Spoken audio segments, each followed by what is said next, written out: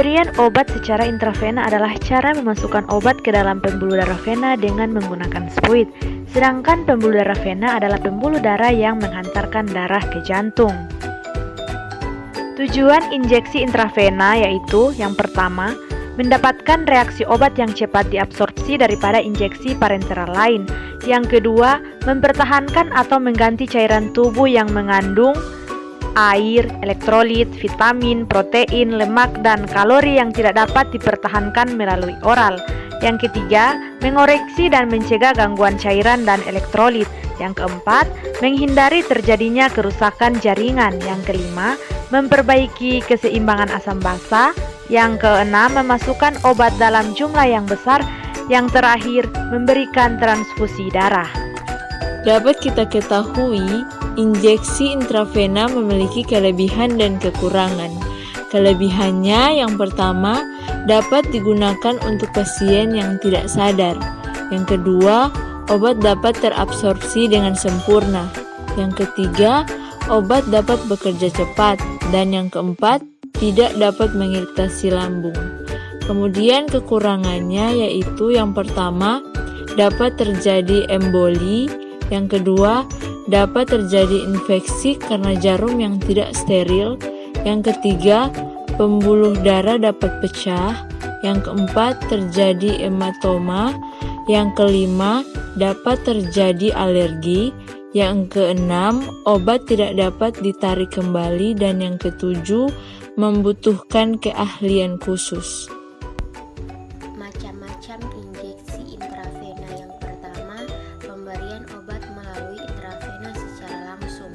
Cara pemberian obat melalui vena secara langsung diantaranya vena mediana, cuviti atau cep halika lengan, vena subcutaneous tungkai, vena jugularis leher, vena frontalis atau temporalis kepala, yang bertujuan agar reaksi cepat dan langsung masuk pada pembuluh darah.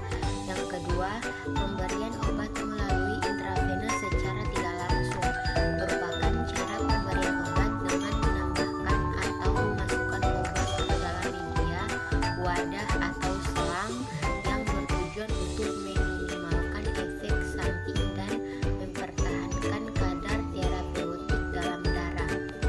Bahaya menggunakan injeksi intravena. 1. Pasien alergi terhadap obat, misalnya menggigil, shock, kolaps, dan lain-lain.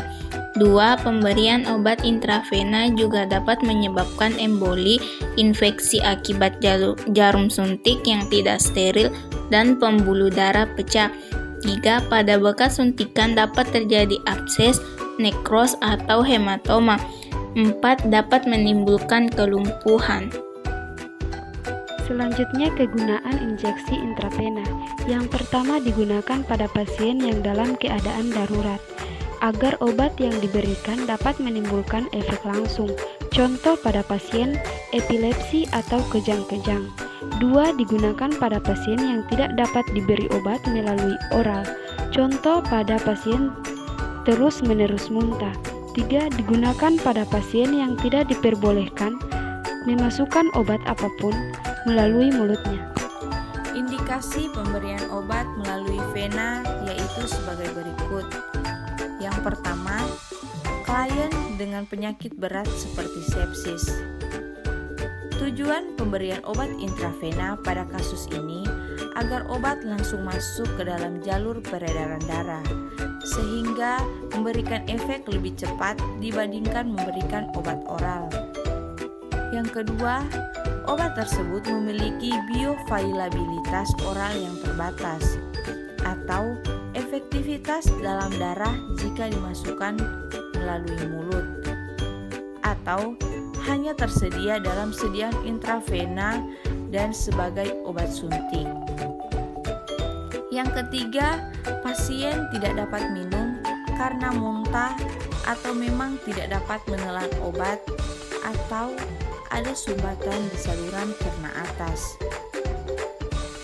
Yang keempat, kesadaran menurun dan beresiko terjadi aspirasi atau tersedak obat masuk ke pernapasan. Kontraindikasi obat intravena. Yang pertama yaitu intravena sangat berbahaya karena reaksinya terlalu cepat. Yang kedua menimbulkan kecemasan. Yang ketiga infeksi di pemasangan infus. Dan yang keempat yaitu daerah lengan bawah pada pasien gagal ginjal. Karena lokasi ini akan digunakan untuk pemasangan fistula arteri vena pada tindakan hemodialisis atau cuci darah.